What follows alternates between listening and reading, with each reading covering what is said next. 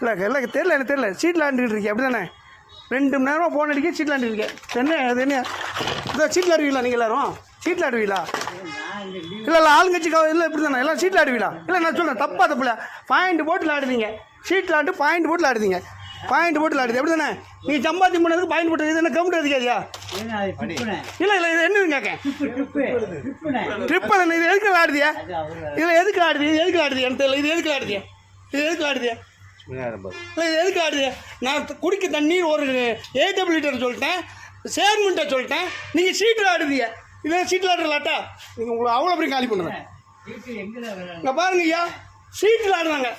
மாநகராட்சியிலேருந்து சீட்டில் ஆடுறாங்க. ஒரு நான் ஆயத்தம்மன் கோயிலுக்கு தண்ணி கேட்டிருக்கேன், சீட்டில் ஆண்டுக்கிட்டு இருக்காங்க. அங்கே குடிக்க தண்ணி இல்லை. அப்போ இந்த திமுக அரசை கெட்ட பேர் வாங்குறதுக்கு இந்த இவங்க அதிகாரிகள் வேலை பார்த்துட்டு இருக்காங்க. இதுதானா? இங்கே பாருங்கள், நான் தண்ணி கேட்டேன், அசால்ட்டாக 3 மணி நேரமாக ஃபோன் அடிச்சிருக்கேன். ஒரு சேர்மன் பாளையங்கோட்டை மண்டல சேர்மன் சொல்லியிருக்காரு, ஒரு ஏடபிள்யூ சொல்லியிருக்காரு, மேயர் சொல்லியிருக்காரு. இங்கே சீட்டில் ஆண்டுக்கிட்டு இருக்காங்க.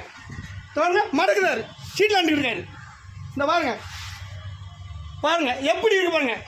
ஒரு கவுன்சிலரு, ஆளுங்கட்சி கவுன்சிலருக்கு நிலைமை தான். அப்போ தனியாக சாதாரண ஒரு மக்கள் வந்து கேட்டால் எந்த நிலைமை ஆயிருக்கும்?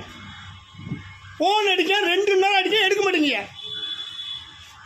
ஒரு வண்டி கொண்டு ஓடுறாரு.